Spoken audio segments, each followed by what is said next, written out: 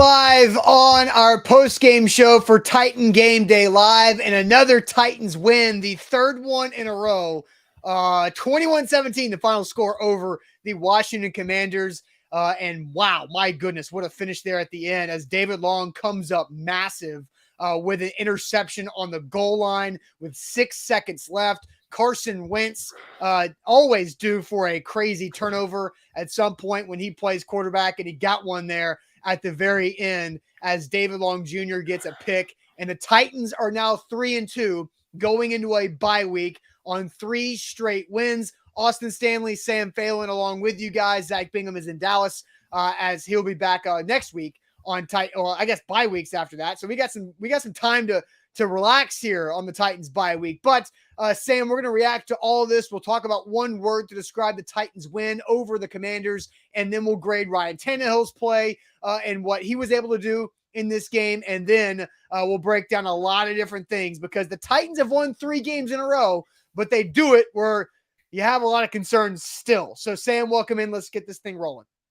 Yeah, before we get going here, we got to make sure everybody watching goes and shares the show. All right, if you're watching on Facebook, share it to all your Facebook friends. If you want to retweet us, A to Z Sports, put out the YouTube link, whatever you want to do. Let's get as many Titans fans in here as possible. 3 wins in a row. That is worthy of conversation. That is worthy of tightening up and getting Titans fans in here excited about a hard-fought road victory again. So share the show before we get started here and make sure you can support A to Z Sports, support the show, and get more people involved.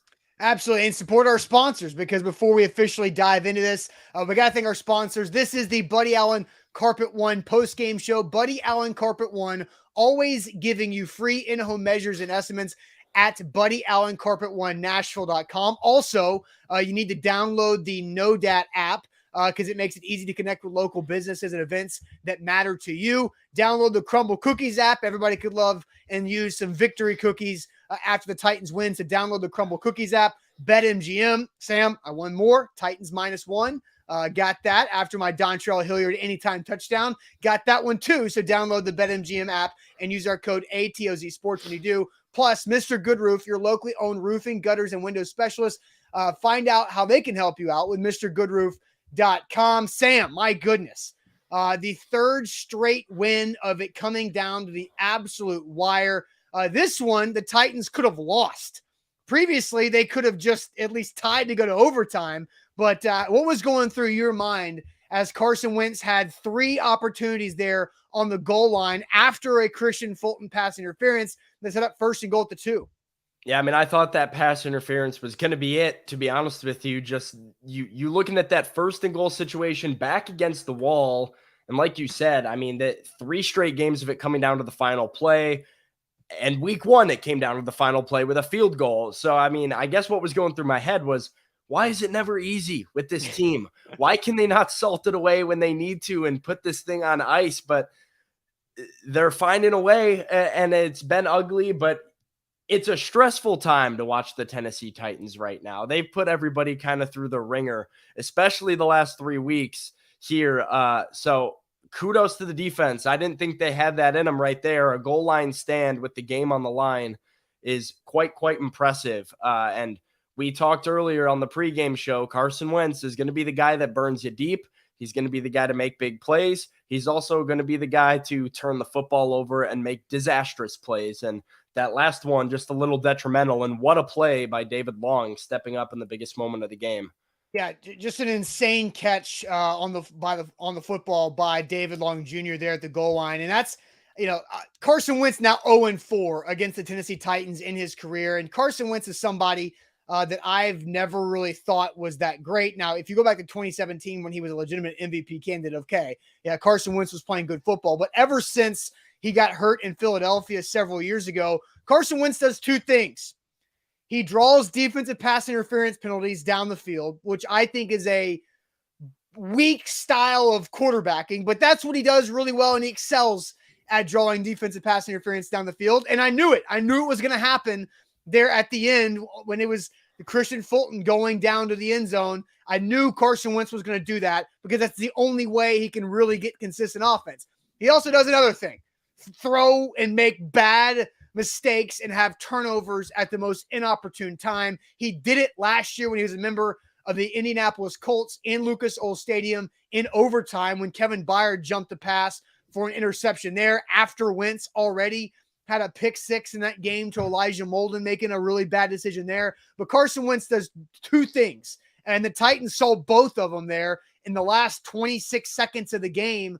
But man, 3-2 does have to feel really good after being 0-2, even if those 3 wins made you stress out and get every ounce of energy you had to get that. But a big 3-2 for the Titans going into the bye week.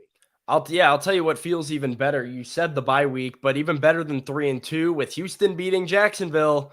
Tennessee Titans are in sole possession of first place in the AFC South heading into the bye week. So for all of the injuries, all of the stress, all of the playing down to competition at times and inconsistencies on the field, here they are back on top of the division and controlling their own destiny, rolling into a bye week. That feels good. The bye week in the NFL, Austin, is like one of the most frustrating things as a fan, especially when it comes after a loss. Like, there's nothing worse than losing a game and then having to sit through a Sunday of your team not playing. It feels good to have the Titans coming off a win and in first place. Feels like they kind of got right. Now they have an opportunity to get healthy before Indianapolis and another big division game. Yeah, no doubt about that. Yeah, you're right. Another divisional game for the Titans after the bye, getting Indianapolis at Nissan Stadium. And I feel like a 4th win in a row and another loss for the Colts would be really interesting going into week 8. So that would be pretty nuts if that can happen. But just looking through the box score, here's Sam.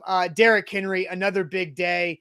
He only had like 19 yards rushing in the second half alone after having 83 in the first half, just 19 in the second half. But similar to last week against Indianapolis, but 28 carries for 102 yards and 2 touchdowns plus 2 big catches for 30 yards. This is the 3rd straight game that Derrick Henry has had Derrick Henry type games to carry this offense. And I don't think it's any surprise or that the Titans have won all 3 of those games where Derrick Henry has gone well over 130 yards of total offense in those last 3 games. Yeah, I mean, he's a typical slow starter. He's finally starting to warm up. They're finally starting to get him going. He carried them throughout the first half, the 19 yards in the second half, probably a result of them not having 100 yards of offense in the second half. And I don't know how much of a story we can keep. I don't know if we can keep talking about it. I don't know what's going on with it, but they were not good in the second half again. They were able to piece together that 1 touchdown drive. But again, they got up in the game and had 2 possessions with an opportunity to get into drives and put things away and make it a lot easier. And if they put points on the board, it was over. And on those 2 possessions, they went 10 plays for 10 yards as their total offense. So that's the story of this offense right now, is trying to get them going in the second half still. But Derrick Henry in the first half put the team on his back. The offensive line was bad. The wide receivers were bad. Things were just not going. Really, the only thing that worked in the second half, Austin, is the deep bomb to Nick Westbrook-Akine. That's the only thing. That's it. I mean, they have 91 yards of total offense. That was 62 of it.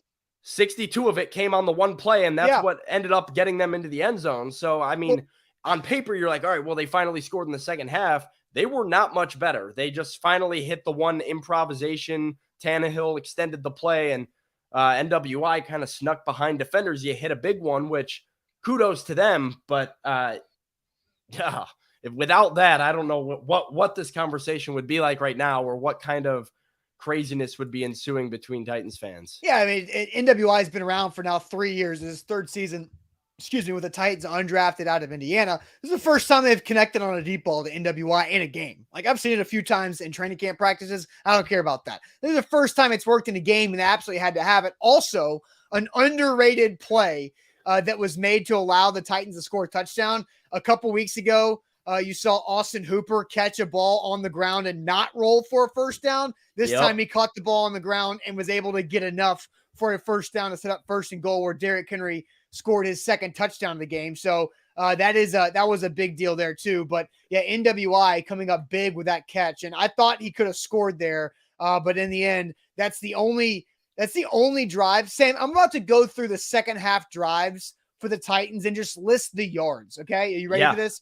Oh, yeah. Second half drives for the yards: 0, -6, 75, 0, 5, and then the kneel down there at the very end. That's it. So again, they went 0 yards, -6, 75, 0, and 5. And now, 61 of the 75, as we said, coming on one play. Unbelievable. It's just and that's the thing is we'll see how Mike Vrabel is going to react to this, because last week Mike Vrabel's press conference was led off by Teron Davenport asking about second half offensive woes.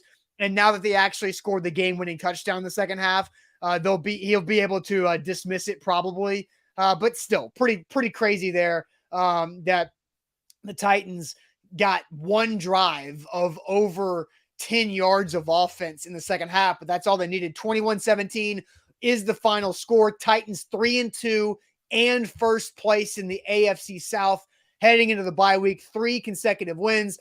Sam, in for Zach Bingham today. Buck Rising will be live tonight, A to Z Sports Primetime. He's in Washington, but Sam's in for Zach today. Let's go ahead and get our one-word segment rolling. And we do this every Titans post-game show presented by Buddy Allen Carpet One. What is one word to describe the Titans win over the Commanders? What is one word to describe the Titans win over the Commanders? 21-17, the final on the road here or there in Washington. But first, let me tell you guys all about Buddy Allen Carpet One, locally owned and operated by the Allen family for over 55 years by Zach, Jenna, and Judson Allen. They're in the store literally every day, and they always offer you free in-home measures and estimates. Full service flooring company like Buddy Allen Carpet One does not mean more money out of your pocket. It's actually the opposite. You get experienced flooring work done by Buddy Allen's professional certified installers, and you save money. The best of both worlds, only at Buddy Allen Carpet One. Find them in Donaldson or Buddy Allen Carpet One Nashville.com. Sam, I'll send you to the chat. What are people saying? This is your first one-word opportunity. What is one word to describe the Titans win over the Commanders? What's the chat saying right here? Yeah, we got ugly. We have gritty. Jack Hughes says deja vu. That is 2 words, Jack. I hate to break that to you. Deja vu has a space in between it. It's one of those French things. It's a phrase, right? Yeah, but it's 2 words. Yeah. Jonathan says typical, poor, ugly, meh, gutsy, impressive. Caleb's on ugly. Guy says lucky.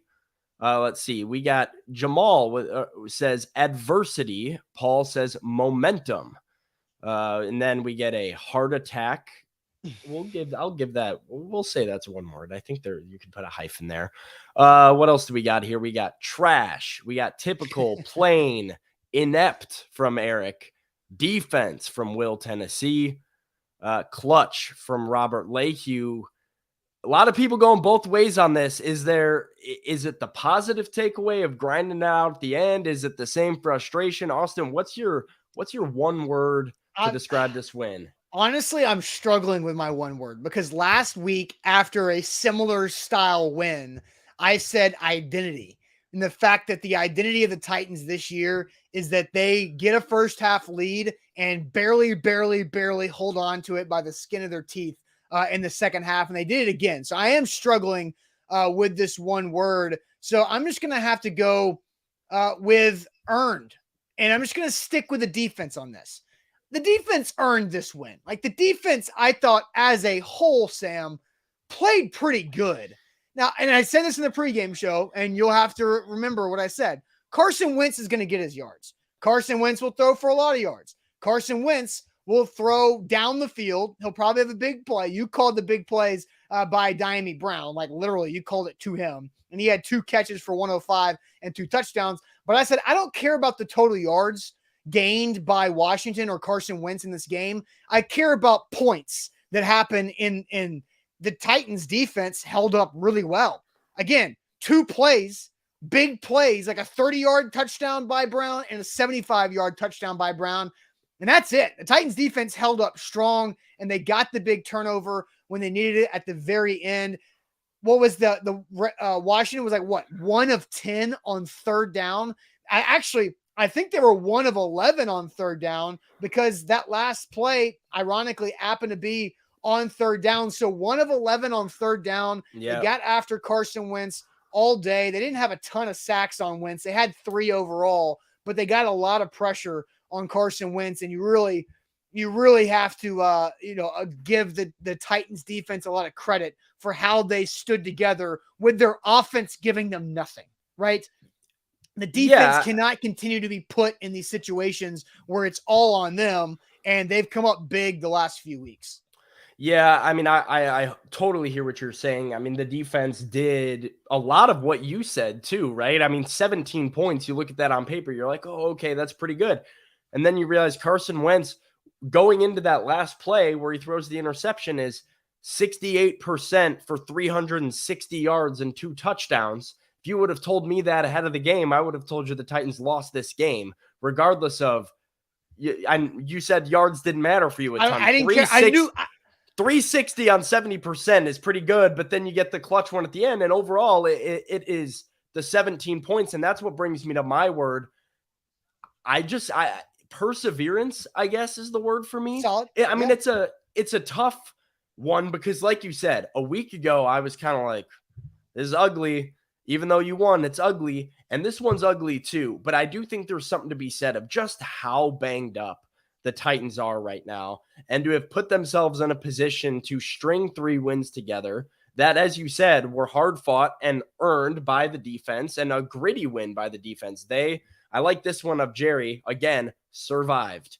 But then I also like this one, resilient. These are all words to describe this Titans team, and they are a team that doesn't have their probably best wide receiver. I don't know if you can put that on Treylon Burks now, most but dynamic wide receiver. He's certainly been the best at getting separation and winning his one-on-one matchup. So you've been without him. You're without your left tackle. You're without your right guard. You're without, you're just missing these key pieces to your team. Your offensive line was terrible. You're missing some guys in your secondary. You're getting beat deep. You don't have Amani Hooker out there. And yet you find a way to win a game when all the odds are against you. That's perseverance with this Titans team, of only giving up 17 points with as many bad plays as they made. I don't know. I think my tune has changed just a little bit, just because of how depleted they really are. Yeah. No Zach Cunningham, no Amani Hooker. Dylan Cole's out there playing all the snaps. You've got Dylan Cole, and Andrew Adams, freshly signed, is out there, and freshly signed Mario Edwards in your front 4. And these are the guys you're rolling out there. And yet these playmakers keep finding a way to win games. There's holes. My concern is sustainability. My concern is the quality of win. Obviously, the Colts and the Commanders these are not proving to be the highest quality teams in the NFL. But to have put yourself in a position to go into the bye week and get healthier while being in first place and have everything in front of you, that feels pretty good. And they did a nice job of persevering through a lot of adversity to get there. Yeah. Now, I do see a comment that I'll bring up from Michael Kennedy on YouTube. He says, this team is going in one direction, south. I mean, I don't know how you can actually say that. Like Michael, the Titans were 0-2 and got embarrassed on national television by the Buffalo Bills on Monday Night Football to get to 0-2. And then since then, they've won 3 games in a row. And so, you can be frustrated with how they've won it. You can be frustrated overall with the offense and Caleb Farley and the O-line and the lack of weapons on the offense and the lack of dynamic ability. But you can't say that they're going south. That's a fan that doesn't really understand the way the NFL operates. I think he's trying to look at trends, and there is an argument for seeing these injuries stack up and being like, oh, this might go south quickly. But if the Titans were a stock, right, they started here, they went way down, and right now they're building their way back up. Yeah, right. Yeah. And they're building Zoom out. When in doubt, zoom out and look where that stock's headed. And the Titans stock, while it's down from overall, it's still going back up. And I think we'll talk about a lot of things. Sam, you're going to be with us on the morning show all week this upcoming week. There's a lot of guys that missed today's game that have missed multiple games but were not put on injured reserve, right? Bud Dupree, Ola Daney, Ugo Amadi, Zach Cunningham, Amani Hooker, all these guys have missed multiple games in a row, minus Dupree kind of came in and out, but they weren't on injured reserve. And so if you give them a bye week and then you get a bunch of those guys back, that's the defense. And Monty Rice will be back. Yes. 2 weeks from now, I expect to see Monty Rice out there. I expect to see at least Ugo Amadi, hopefully Elijah Molden. I expect to see Amani Hooker back on the field. So there maybe even Racey McMath. Who knows where he's at? But you talk about a guy that can, expand the field for you, give you a deep threat that they've been looking for. Those plays to NWI where they keep wanting to take shots, do those to Racey McMath. You might have more success, even though the one to NWI did work today. So, yeah, I mean, that's where you have to look. The Titans can only, I don't want to jinx anything, knock on wood here. They can only get better in terms of their talent at this point because there's so much that's missing. Now, if you lose Ryan Tannehill, you lose Derrick Henry, then you're obviously that's a backbreaker regardless. But there's so much talent on the shelf that you have to feel like there's better to come. Yeah, and now I will agree with something from Jake. He says that bye ain't helping the Titans on the O-line. Now, it a little bit. Nate Davis should be back, so that will help a little bit. But, dude, and Sam, we didn't have a chance to because the halftime show is so fast. We did not have a chance to really talk at all about the offensive line. But I figured with a win or a loss, however the game ended, we would talk about the offensive line in this post-game show. So let's just do that now because – Sam, I tweeted this, and it's just my description of the Titans' offensive line overall. Left tackle, absolutely bad. Left guard, 275 pounds. Center, good, but he's duct taped together. Right guard, he's a failed tackle. And then the right tackle is a promising rookie who makes mistakes. You can go up and down that offensive line, left and right to left. I don't think Ben Jones I think Ben Jones played really well today overall. But outside of that, you had false starts on the right side. You had holds. You had Dennis Daly and Aaron Brewer just absolutely getting pancaked on their rear end and just allowing Tannehill to get ransacked. The offensive line is terrible. And I don't know how they're going to fix that. I do agree with the overall comment from Jake of how do you fix this offensive line? No, yeah, I mean, this is probably the first time that it's really reared its ugly head here. We've had concerns about some of the run blocking. We've had concerns about what they were going to do without Taylor Lewan. You finally saw the offensive line probably at its worst today, and not having Nate Davis out there hurt big time. And I don't know what the answer is moving forward. That's kind of where I'm at with the whole sustainability thing is how sustainable is this brand of football for the Titans? Because offensively, even with Treylon Burks in this offense, even with Racey McMath out there, I don't know what you do to give Ryan Tannehill more time to actually make plays to his wide receivers. And there's no real talent coming back other than Nate Davis whenever he returns. But it's not like Taylor Lewan's walking in, and it's not like there's any starting caliber offensive linemen just waiting to be signed or traded for at this point in the NFL season. This talent is at a premium. They don't have much of it. And when you stack up against good fronts, and Washington, we said coming in, has a very, very good front. And by the way, no Chase Young playing in this game, and they still ate them up with Jonathan Allen and Montez Sweat just had a field day going against some of these. And there were guys with hyphenated names that I've never heard of. It's everybody, right? Yeah. And it's when you start getting down to high caliber teams, high caliber defenses, playoff defenses, and the season starts to come down to the wire here. The Titans, I don't know how you're going to block somebody like Khalil Mack and Joey Bosa on the same team. That doesn't. I'm like, where does that happen? I don't know where that happens. I don't know. So it's concerning, and I think that's the biggest question mark with their sustainability, especially offensively. Is you might get wide receiver talent back. Derrick Henry's going to be himself.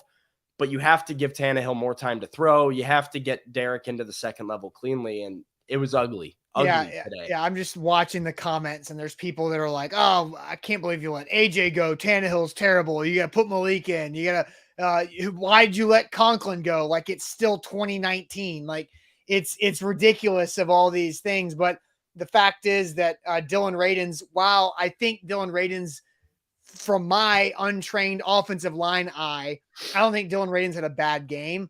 I do think Dennis Daly and Aaron Brewer had bad games, and NPF had not so good moments. But I don't know what you're going to do on the left side, because I've said this and Sam, you've been a part of some conversations where I've said this. I don't care how strong you are or explosive you are as an offensive lineman if you weigh 275 pounds. I mean, that's like high school offensive line these days. And, you're going to get shoved back. And we saw how many times that somebody wearing a crimson jersey was just running Aaron Brewer backwards like he was wearing roller skates. And Ryan Tannehill and Derrick Henry both had plays ruined from the snap because Aaron Brewer just got overpowered. And I don't like Aaron Brewer's an effort guy. He might be a better center than he is a guard if he could snap. He's just not, he can't hold up in pass protection when you weigh that little. Yeah, I mean, I saw a tweet from Mike Herndon because I had people in my mentions week 2 or whatever it was. Yeah, week 2, where he said, where are all the fans at that told me the Titans would be better off without Taylor Lewan? Because I want to have a talk with them. And that was my thought today is, Taylor Lewan might not have been playing his best football of his career all the time when he was on the field, but he was a hell of a lot better than what they had out there today, and they miss him dearly. And this is a result. This isn't a result of letting A.J. Brown go or letting Conklin go or letting any of these pieces go. It's a result of missing on a few draft picks so far and then having the one guy that you did pay the money to go down with injuries and kind of have this ongoing injury situation that has left you exposed at one of the most important parts of any football team. Yeah. The left side has been just bad, and there's really no other way to put it. And if Aaron Brewer, I just thought of something. If Aaron Brewer is so explosive and strong and quick for his size, then why isn't he playing defensive line where he is the one engaging and driving through? Because when you're pass protecting, a lot of time you're catching, and he's just too undersized to stand up like that. So A to Z Sports here live on our post-game show. Sam, did you have a reaction to that? Well, I was going to, for one thing I forgot to add on was one thing I tweeted out too that I'm interested in seeing if they do going forward, which could be an option for them, is get Hassan Haskins more involved in the offense, in the passing game, especially like they love him as a pass protecting blocker. He had a couple nice chips. The one early shot Ryan Tannehill took down the field to NWI, you made a comment that they were going for that home run, but that he actually finally had a lot of time to throw. They had Haskins in on that play, coming in and helping out with some of the pass blocking. So I'm just interested in seeing, as this offensive line continues to deteriorate and play poorly, when do they start making the decision of maybe keeping Dontrell Hilliard off the field a little bit more, or working Haskins in when you want to start passing the ball or in pass first downs, because they need it. They need all the help they can get. But Dontrell Hilliard, because Hilliard's a playmaker, and he's your big yak guy on the offense. But it's at the same time, you have to get the ball out to a guy to make that play. Well, we'll talk about this more throughout the week when we've got, resources and time and tools to look at things. But, why not Haskins and Hilliard on the same play if in that situation, right? Because they had Henry and Haskins together on the Haskins touchdown catch, because they faked the swing pass to Henry on one side, threw it out the back end to Hilliard, and it worked great. So why not do something where if Hilliard's going to be this dynamic in the passing game as a receiving threat, then keep him on the field. But you absolutely need Hassan. I trust Hassan Haskins pass protecting more than Jeff Swaim right now. Yeah, I mean, he's been awesome, and he's earned his reps on special teams. He's earned his reps sometimes offensively, and you saw it on that last. I mean, even as week 1, that last 2-minute drill, Haskins took every single snap of that 2-minute drill, going down to try and win the game. Because why? They knew they were going to throw the football, and they knew they needed as much protection help as they can get. And he is what they view to be their most reliable pass protecting running back right now. Yeah, A to Z Sports here live on this post-game show, Titan Game Day Live. Sam Phelan in for Zach Bingham. I'm Austin Stanley. Make sure you like the show on YouTube before you go. Like it on Facebook as well. If you're watching here, got a great audience, as the Titans are 3-2 going into the bye week and number 1 in the AFC South as the Houston Texans upset the Jacksonville Jaguars in Jacksonville. So that was a big result for the Titans, now first place in the AFC South. We haven't talked much about Tannehill, but we're going to do it now. We always grade Ryan Tannehill in this post-game show, so let's do it. How do you grade Ryan Tannehill's performance in the Titans win over the Commanders? I'll run through his stats here in a second, but how do you grade him? You go A, we do pluses and minuses. You can go all the way from A plus to F, anything in between. How do you grade Ryan Tannehill's performance? It's brought to you by Crumble Cookies. Download the Crumble Cookies app because there's one near you. I can guarantee that. Crumble Cookies has a rotating menu with over 175 flavors that changes out weekly. Their cookies are made fresh every day. You can go in there and see it in their open concept kitchen, and you don't have to go in there and see it. You can order it for takeout, delivery, or ship it nationwide to a friend. Here's what I think you should do. You should buy somebody you care about a Crumble Cookie gift card because they're going to love that because nobody dislikes cookies. And plus, if you buy them a gift card, they get to go pick which flavors they want out of the 175 plus that rotate. So follow Crumble all over social media or download the Crumble Cookies app today and take advantage of that because they're doing a great job with Crumble Cookies. So, Sam, I'll send you the chat. How are people grading Ryan Tannehill? I'll run through his box score stat real quick. 15 to 25, 181, 1 touchdown, sacked 5 times. He had 3 carries, 3 yards. So what are the people saying about the grade here for Tannehill?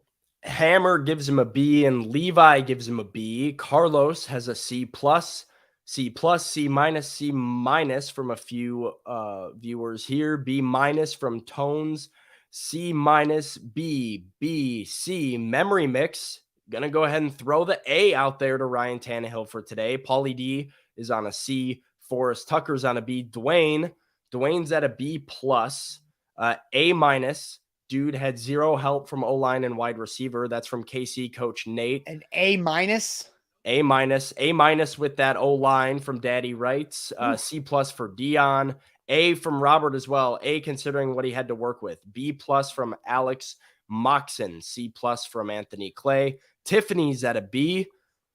Yeah, I don't know. Oh, wait, here we go. Here's SM Ducky with a D plus. That's probably our lowest that we've seen so far. So, Austin, what do you give Ryan Tannehill? All things considered, whole body of work, getting the win with what he had to work with here. What are you giving to 17 for his performance today? Before I do that, LeVar Jeffries here. Titans have to start playing Malik. Tannehill is going to get killed with no protection, just standing in the pocket. Need athleticism who can create plays like Malik can. Get creative downing. LeVar, respectfully, no. That is not right for Malik Willis right now. So anybody who's clamoring for Malik Willis right now, that would be a detriment to Malik Willis's development as a quarterback. Yeah, put the guy who was playing at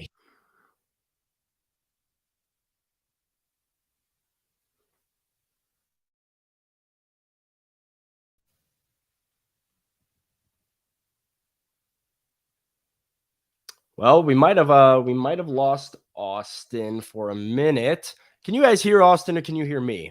Having a little bit of audio difficulties here. Oh, now we might have him back. How about now? I got you back now, yeah. You got me back now? Now I can hear you. Hold on a second. I don't know what the heck is going on here. I know what it is. Nope, now you're back out. All right, while you work on that, I'm going to go ahead and give my grade on Ryan Tannehill. So, getting straight into it, I'm going to give Ryan Tannehill a C. That's all I can give him. I thought he was fine. I thought he did enough, obviously, to get the win with what he had going on. But Ryan Tannehill with a C overall, you have to give him time to throw. And I liked his matchup overall today. I thought the Commanders' secondary was bad. I brought it up on the pregame show. But he didn't show me anything. He didn't make a ton of plays. He did a nice job of the deep ball to NWI. It was the offensive line, though, and it's hard to grade a quarterback. It's hard for me to be too critical of him, given the amount of time that he had. He managed the game appropriately. I would have liked to see him make a couple plays in the second half to really put the thing on ice. As far as I'm concerned, it's a C for Ryan C? Tannehill. Yeah, that's all I can give him. I mean, he might have been a little better than that, but the offense was bad. It wasn't good enough in the second half. And what they did do was because of Derrick Henry. So I don't want to blame Tannehill. I think he was fine. I think he was passing grade, but he didn't do anything to wow me or give him anything better than a C. A C? Why? I just told you. I guess I'm missing the Robert Woods dropped a clear pass right in his hands, in the second half. That killed the drive. I thought he was average. I mean, I thought he was fine. I mean, he wasn't great. Don't get me wrong. Like the sack that Tannehill took, that lost 16 yards, that kept him out of knocked him out of field goal range, was bad. The 3rd and 6 rollout was also bad. Valentino's asked, what did he do, Austin? Well, he created the only play that was made in the second half by throwing it 60 plus yards to NWI. I'm not, again, you guys are jumping all over me saying I've been riding Tannehill for 3 years. No, he wasn't great, but he's better than a C. The guy was running for his life. Casey Coach Nate says B is average. Sam, I was always told C was average. That was kind of middle of the road. I thought he was average. I thought, C is average. I thought he had an average performance. I would be willing to go C plus. He didn't wow me. There was no moment where I was like, man, Ryan Tannehill's balling today. The 62-yard pass to NWI did not wow you? That's the only thing that... It was a nice play, but we just said it was the only play that went their way the entire second half. It's because the offensive line was saloon doors. Well, that's why I'm giving him a C. I'm not going to go give him a D or an F because they didn't score much in the second half, but they had one good play in the entire second half. I can't sit here and be like, well, that quarterback did a great job today when your offense didn't do anything. I felt like Tannehill was running for his life. And whenever we're grading Tannehill, you have to take into an account of how bad the offensive line is and how pedestrian his wide receivers are and pass catchers as a whole. I thought he wasn't great. I'm going to give him a B minus. I just think he deserves a lot more than a C. There were some weird things that happened throughout that second half, but he did give you enough points to win this game and made a couple plays. He made, really, if you want to talk about it, he made 3 big plays for the Titans to get points.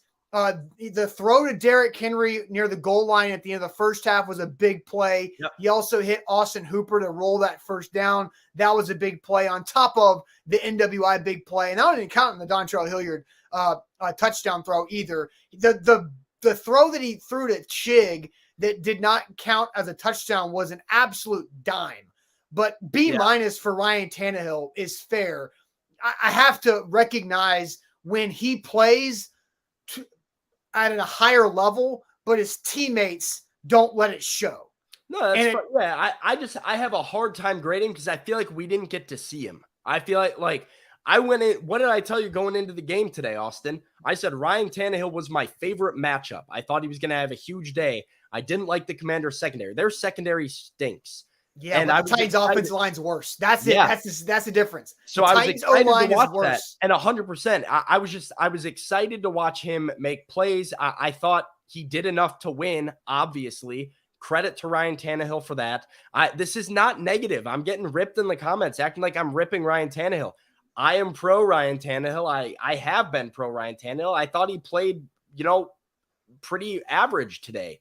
He didn't do anything to lose them the game at all. He prevented turnovers. He didn't do anything unbelievable to win them the game. That Derrick Henry really carried their offense for most of the game, and he did enough. I didn't feel like we got to see enough of him because of his offensive line, because of his wide receivers. So it's not fair to grade him either way for me. So I settle in the middle. For me, C is middle. That's middle of the road. Okay. All right. I stay with my B minus. I just feel like there was a lot of throwaways. There was a lot of Tannehill throwing the ball into the stands today because he was just having to get out of there and save himself. And he still got sacked 5 times.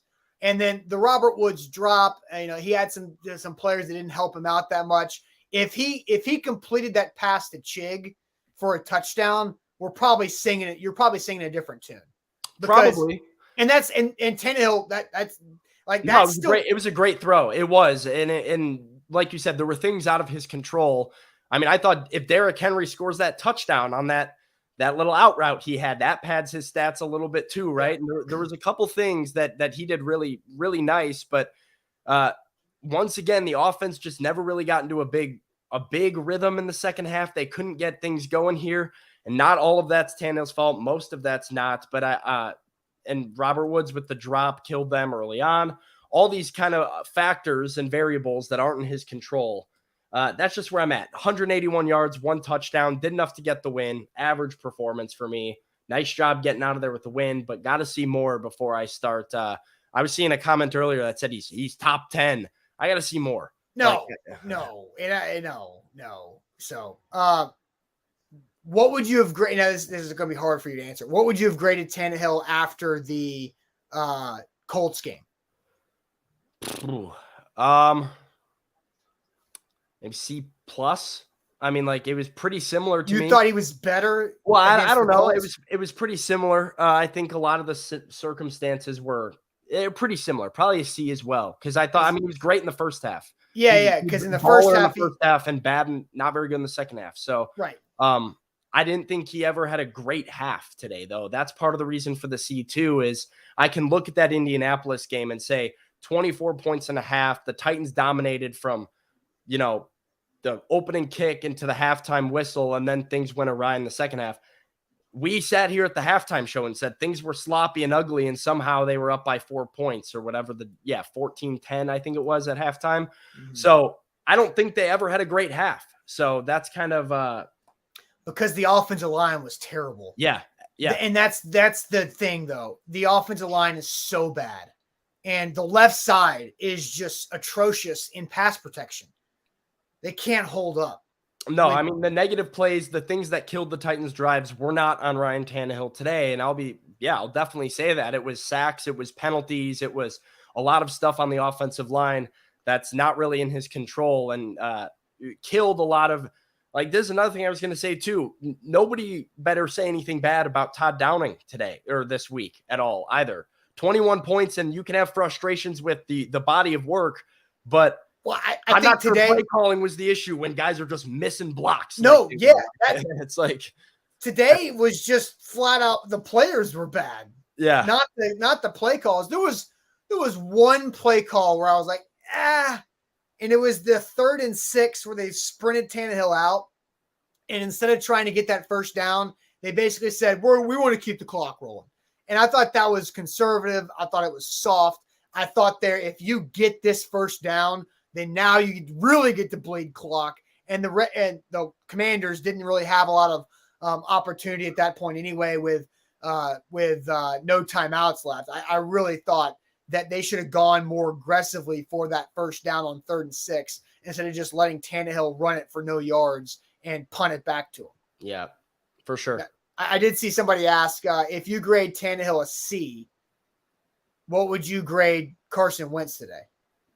I'm not trying to pick on you, Sam. I'm trying to figure out because this is your first quarterback grades. So I just want to figure out, where is Sam's scale? What are Sam's standards of quarterback play? Because I have mine, Zach has his, and we've been doing this. I know, I just don't know what Sam's QB standards are. What Carson Wentz, I thought C- probably, and I probably would have graded him higher than Tannehill before that last interception.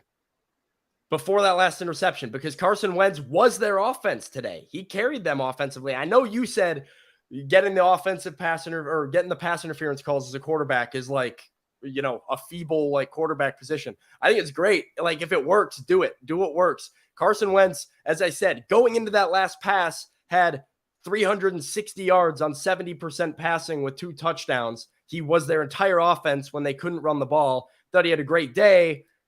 He had a couple of fumbles, but that weren't really on snaps. And then the last interception on the goal line, those are the type of plays where when I look at quarterback play, that's detrimental quarterback play. And it came to bite them, cost them a victory.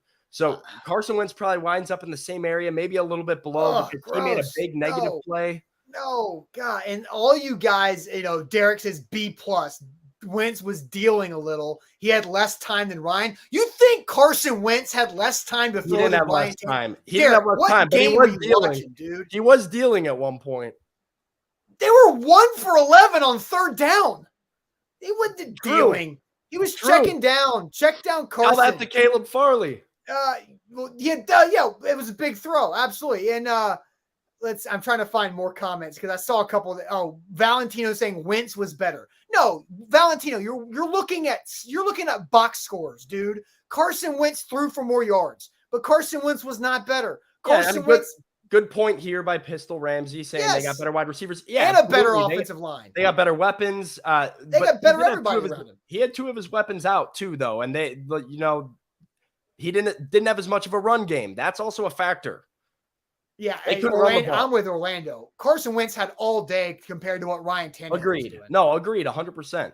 I still don't think he played. I think he played pretty well up until that last play. But when I look at detrimental quarterback play, when I'm grading a quarterback,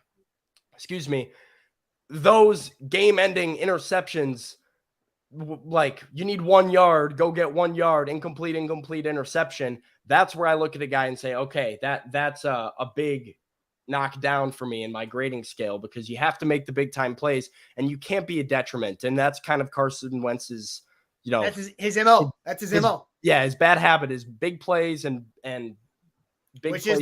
That's it, right? Carson Wentz had a chance to do it and he couldn't do it. Gino has commented this a couple times, so I'll read it. You both don't get the nuances of the game. Thanks, Gino. We're the one that's doing it professionally and you're not. 17 has no mobility. He's lost all footwork and speed in 1 year. He has no strength in his legs, lost weight and strength. Do you know how much Ryan Tannehill weighs, Gino? Are you in the facility? Do you watch practices?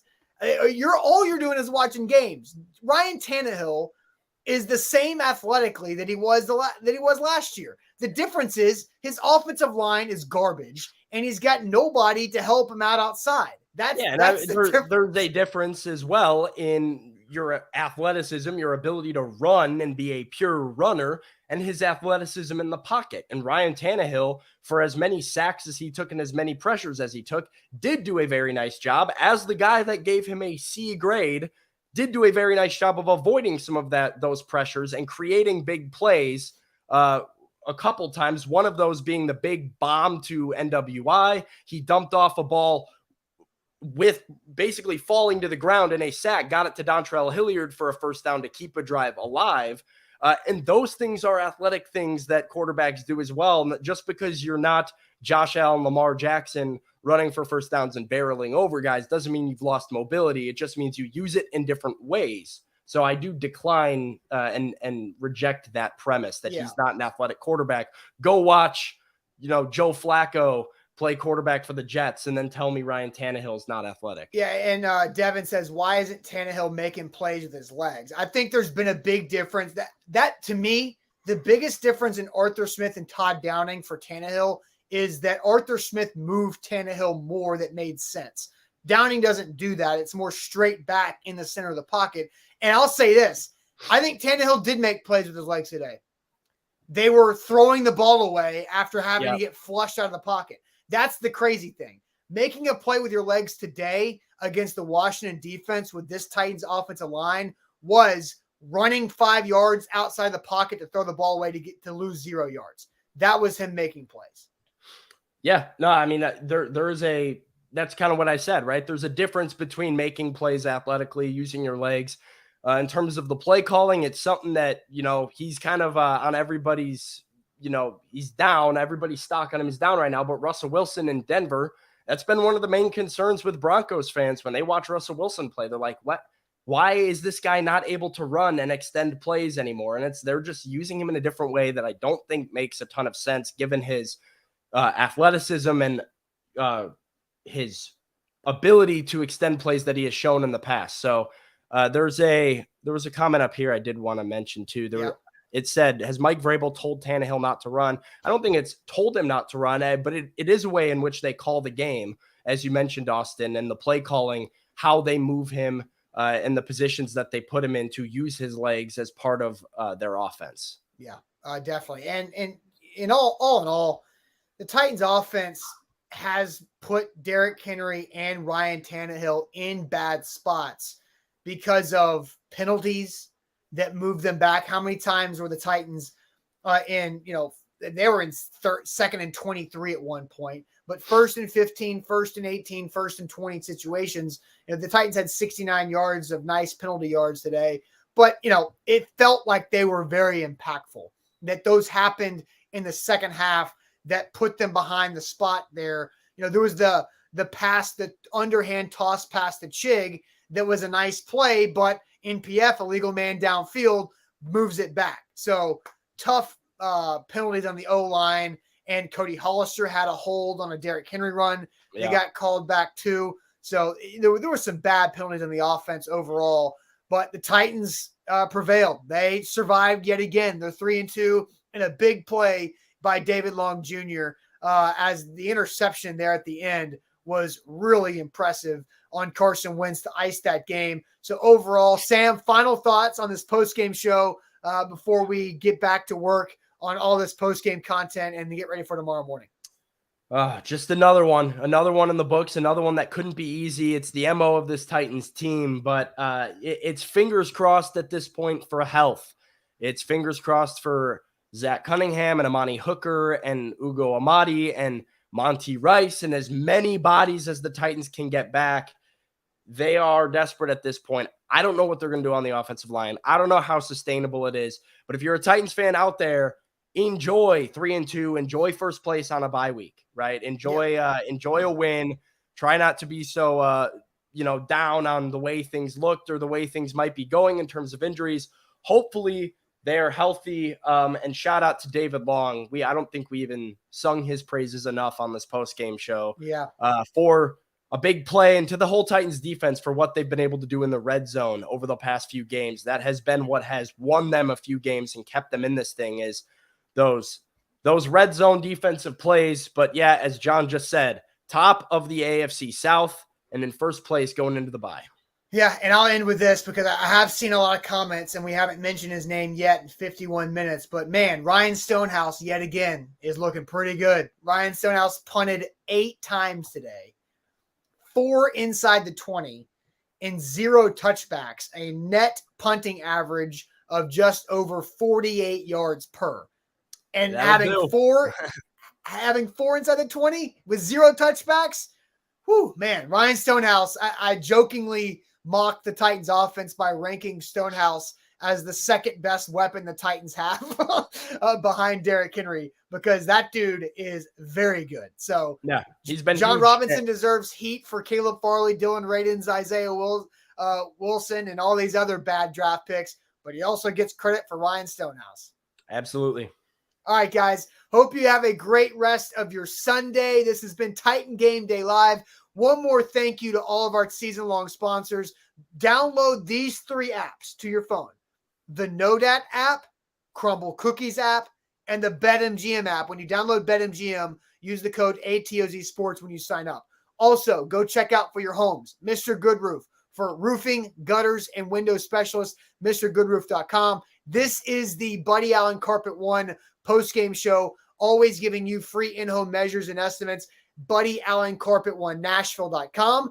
Buck Rising live tonight at, I believe, 8 p.m. Central. Actually, it might be 7 p.m. Central Time because Buck is in Eastern Time. So 7 o'clock Central Time from Washington for A to Z Sports Prime Time. And Sam and I will be live tomorrow morning 8 a.m. Central, and we'll see you guys then. Check it out, A2Zsports.com. A lot of articles going out, and we will see you guys tomorrow morning. Have a great rest of your Sunday. Talk to you soon.